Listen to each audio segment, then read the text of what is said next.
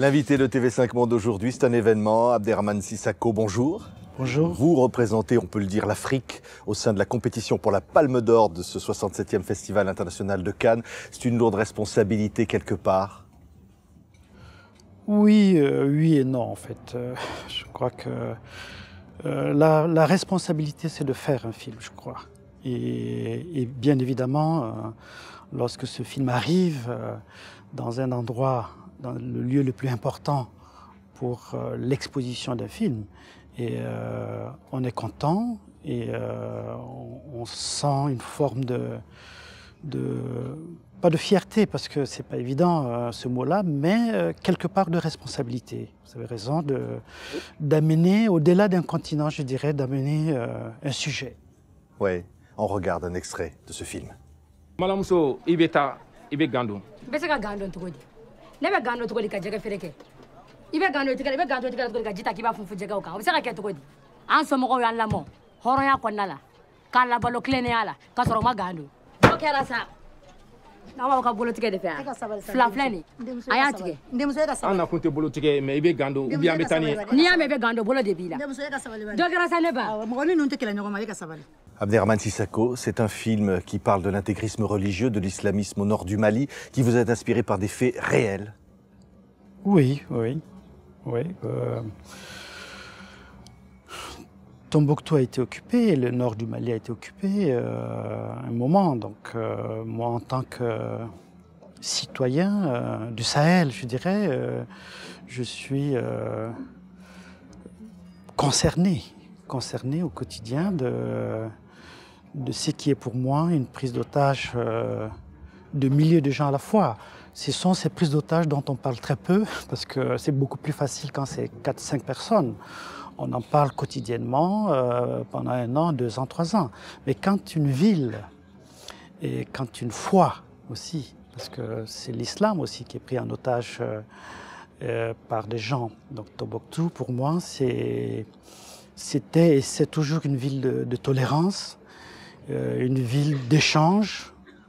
Et c'est ça qui a été pour moi pris en otage. Et donc, j'ai senti et je sens toujours que, en tant qu'artiste, en tant que citoyen, c'est mon rôle d'attirer l'attention sur une telle situation. Vous aviez entendu et vu évidemment des images terribles d'un couple lapidé, coupable de s'aimer au nom de ces intégrismes qui ne représentent pas, dites-vous, l'islam. C'est une réalité que vous montrez dans le film, y compris la lapidation, y compris des coups de fouet à des femmes.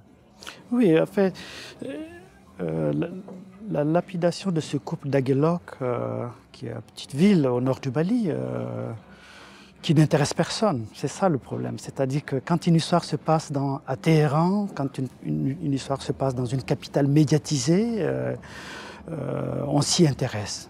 Mais quand c'est loin, et c'est ça qui est terrible, quand c'est loin, et on n'en parle presque pas. Et cet événement qui s'est passé fin 2012 est passé inaperçu. Et pour moi, c'était triste qu'on soit dans un monde si indifférent parfois, et à la souffrance des gens.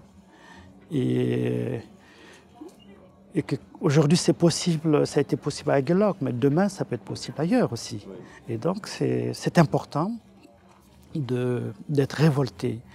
Je ne suis pas le seul. Il y a des gens qui font ce travail aussi, qui sont journalistes, qui perdent leur vie dans différents endroits. Et nous qui sommes vivants et qui avons la possibilité, la capacité de témoigner, de rendre compte, c'est... Oui. Vous racontez, vous montrez de manière magnifique cet homme qui n'aspire qu'à vivre, aimer sa femme et surtout sa fille, et puis ses animaux, qui est un éleveur, qui aspire à un islam tolérant, qui dit finalement si Dieu le veut, je l'accepte, qui a ce courage finalement qui va jusqu'au sacrifice. Absolument. Parce que c'est comme ça. Je crois que c'est comme ça. On n'imagine pas véritablement ce que les gens vivent. Hein. Moi, je reviens toujours sur la notion de milliers de gens pris en otage à la fois. Et il y a cet amalgame souvent les Touaregs, terroristes, etc. Non, il n'y a pas ça. Ce sont des hommes et des femmes de différentes cultures qui sont eux-mêmes pris en otage à un certain moment et qui n'aspirent qu'à une vie tranquille et paisible. Oui. Le film appelle à une sorte de révolte intérieure. C'est la révolte de l'artiste que vous êtes, du cinéaste que vous êtes, qui compare ou presque à travers, évidemment, l'imaginaire, une chasse à l'animal, ou qu'en quelque sorte l'homme ne devient plus qu'un animal. Oui, ce qui est un peu facile et peut-être inconfortable, parce que lorsqu'on fait un film, que le film est déjà fait, il y a une tendance à montrer le cinéaste comme un héros. Mais c'est pas nous, c'est pas moi. Moi, je fais un film de façon, je dirais, pas facile. Mais le vrai combat, à mon avis, le vrai risque, c'est d'autres gens qui l'ont pris et qui le prennent au quotidien et qui continuent à le prendre. Et j'ai le sentiment que je fais partie quand même. Et pas seul, et avec tous ceux qui ont pu aussi rendre un tel film possible, parce que c'est ça la réalité. Faire un sujet comme ça. C'était difficile à envisager, c'était difficile à monter un film comme ça, Abderrahmane Sissako. C'était pas ce qui est, je dirais, on dit jamais ça a été facile, mais ça a été rapide. Parce qu'il y a, je crois, il y avait une vision partagée. Mais ça a été vraiment possible, et parce qu'un pays l'a voulu. Et un pays l'a rendu possible. Et ça, c'est vraiment la Mauritanie.